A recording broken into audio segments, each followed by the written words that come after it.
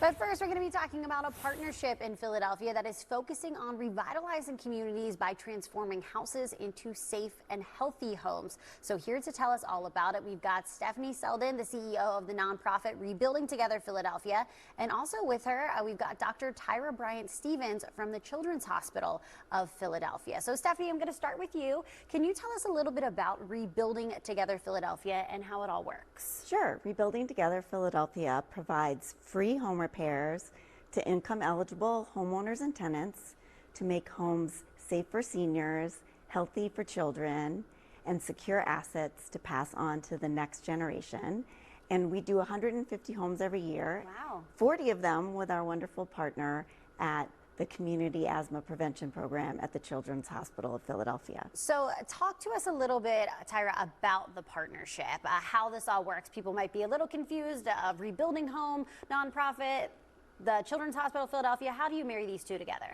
Sure. We have a program called the Community Asthma Prevention Program where we deliver home visits with community health workers. And so when they go into the home, if the homeowner is interested, then we can refer them to Rebuilding Together for repairs. And the goal is to reduce structural issues that lead to asthma triggers, because asthma allergens are the biggest trigger for children with asthma, and we want to reduce hospitalizations, want to reduce emergency room visits, and we want children to be able to sleep at night so that they can do well in school. And so what are some of the things structurally that need to be done to make a home healthy and safe for the community? So let me tell you about one child, Divine, Sure. who's 8 years old when we met him and his family.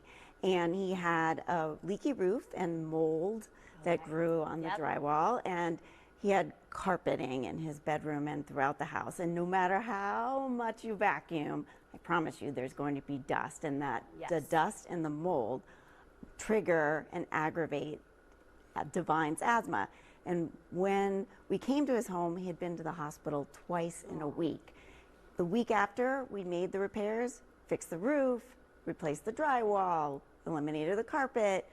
After that, a year later, we followed up with Divine and his family, and he had not been to the hospital at all. That's He's amazing. going to school, his family can go to work, so it's just so important to have a safe and healthy home for everything from health to economic mobility to education.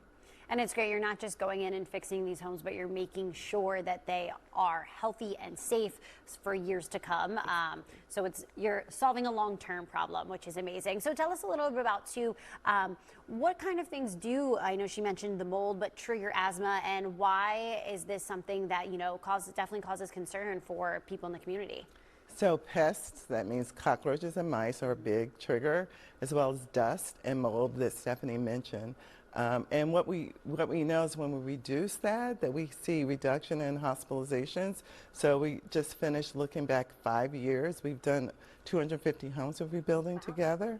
And we look back and we've seen a reduction of 45% in emergency room visits, about 70% in inpatient visits. So it definitely works. Yeah, that was my next question. I was going to ask about the success, and there you have it. You are proving that it is very successful. So if people want to support, if they want to get more information about it, how can they do that? So our website is rebuildingphilly.org, and I want to let everyone know that we also have volunteers, and we have an event on June 5th and 6th. And if you register at our website, we'd be happy to have you join us on June 5th and 6th.